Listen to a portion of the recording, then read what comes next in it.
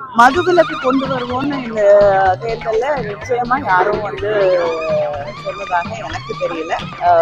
குறைக்கப்படும் அப்படிங்கிறது தான் கொடுக்கப்பட்ட வாக்கு. உடல்நிலை பாதிக்கப்படாத அளவுக்கு மதுவிலக்கு கொள்கை அமல்படுத்தப்படும். என்ன பிரமாதம், இதை விட பெசலைட் ஒண்ணு இருக்கு.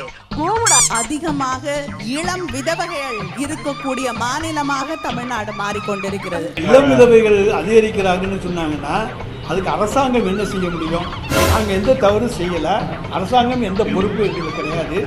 அவங்க என்ன காரணங்கள்னு சொன்னாங்கன்னா அந்த காரணங்களுக்கு பதில் சொல்ல தெரியாது. இந்த வீடியோவுக்கு என்ன நீ போன்ற குரல் வளம் இருக்கக்கூடிய ஒருத்தரை வைத்து எடுத்திருக்கீங்க. இந்த வாய்ஸை யாராவது இன்கிரி பண்ண முடியுமா? வேற கேள்வி ஏதாவது கேக்குறீங்க? அப்போ ஒரு பாழா போன பஞ்சு டயலாக் ஒன்று சொன்னீங்களே. இந்தியாவிலேயே அதிகமாக இளம் விதவைகள் வாழக்கூடிய மாநிலமாக தமிழ்நாடு மாறிக்கொண்டிருக்கிறது. தயவு செய்து இந்த மதுக்கடைகளை மூடு. சிலிர்த்து போய் சில்லறையெல்லாம் விட்டுறிஞ்சேன்.